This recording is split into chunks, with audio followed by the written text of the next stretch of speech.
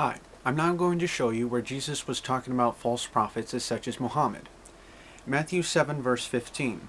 Beware false prophets which come to you in sheep's clothing, but inwardly they are ravening wolves. Ye shall know them by their fruits. And then Matthew 24 verse 11.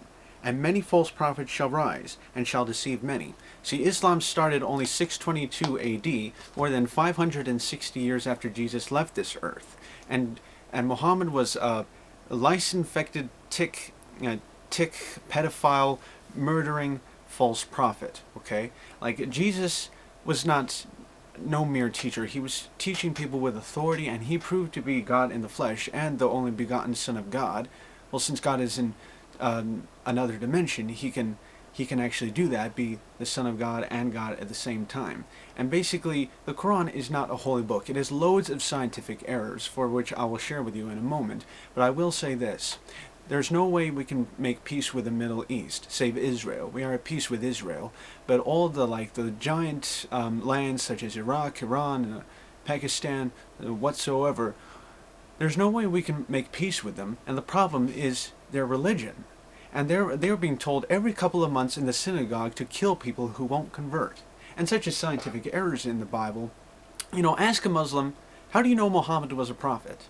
They'll say, well, he had a mole on his back. Holy moly. I mean, that's how you tell he's a prophet, because he's got a mole on his back? I got a mole on my back. I got one right here on my cheek. Man, I must be a double prophet. Got two moles. My mom's got a mole. Well, I should bow down and worship her or whatever. Well, also scientific errors in the Quran. They say in the Surah 18, it says that the sun sets in upon a murky water. Would that be scientifically accurate to say that the sun sets in upon a murky water? No, I would say that the earth spins and the sun appears to move, but it's the earth spinning. And they also teach that non-Muslims eat with 7 intestines while Muslims eat with 1. There's no biological difference between non-Muslims and Muslims. We all have the same amount of intestines, of course, and they even teach this is really a racial slur in the Quran. It says, "In the great and final day of redemption, only white faces shall be saved; all black faces condemned."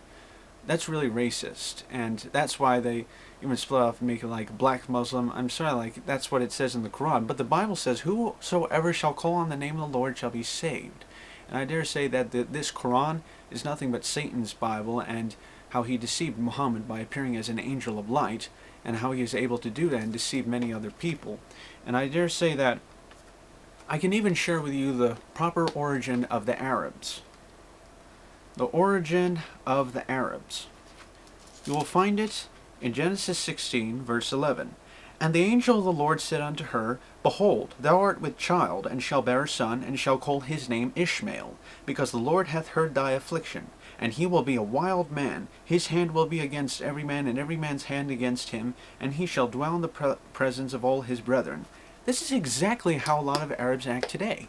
I mean, this is exactly, Abraham wanted a child so bad, like, if he hadn't got that slave woman down in Egypt and had that one baby Ishmael, we wouldn't have had this whole problem, because all the Arabs come from Ishmael, and it already says that while Isaac was still little,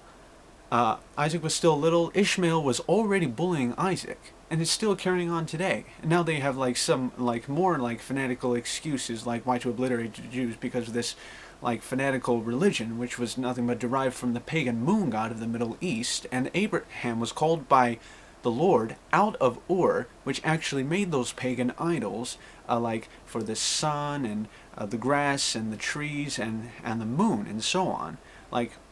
Muhammad knew this, and Allah was only the pagan moon god of the Middle East, from the Quraysh tribe and so on.